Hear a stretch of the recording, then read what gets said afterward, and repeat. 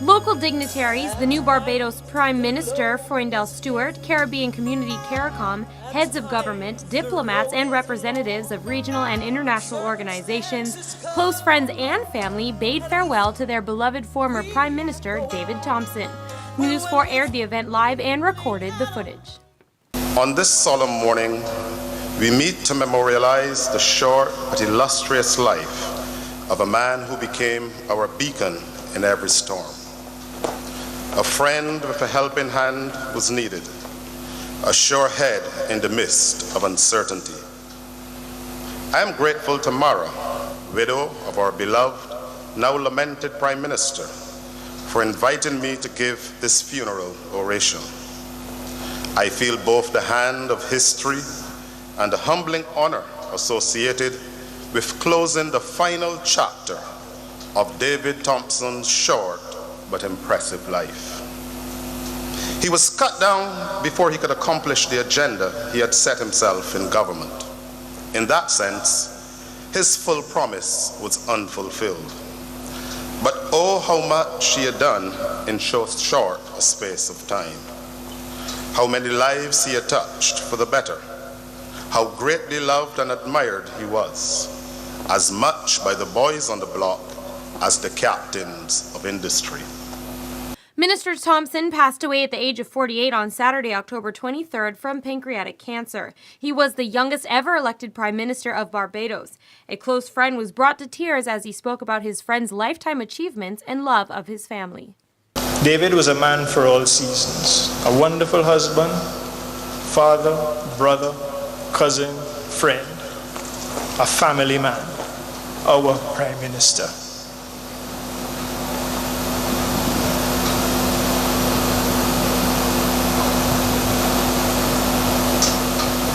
The Honorable Robert Nestor Marley was one of David's favorite artists, and so I close with these words, which I think David would have encouraged me to share with you.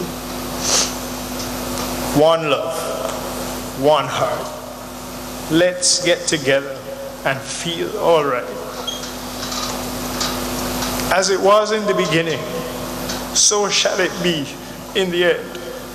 Give thanks and praise to the Lord, and we will feel all right. Farewell, David. We will meet again. Prime Minister of Jamaica Bruce Golding spoke at the event, stating that the entire Caribbean would be poor for the loss of Prime Minister Thomas. He brought a sharp, refreshing, and engaging perspective to issues affecting CARICOM.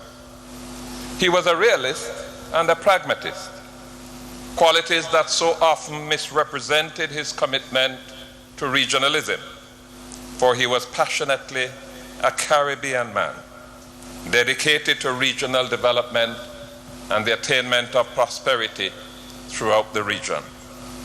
In front of hundreds of mourning Barbadians, a video presentation from Thomas's nephew and children expressed the love of their much-loved uncle and father.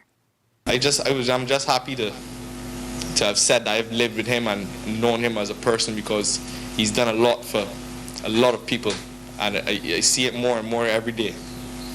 I'm just glad to have spent the time that I did with him and learned the things that I have. Although he's gone from our sight, he will always be here in our hearts. I love you, Dad. I will miss you. I would like to thank God for the 20 years He's given me.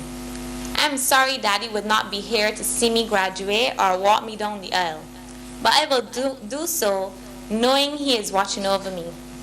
He wasn't just a father, He was my friend, one I could gossip with, share memories with, and laugh with. We will all miss him. I love you, Dad.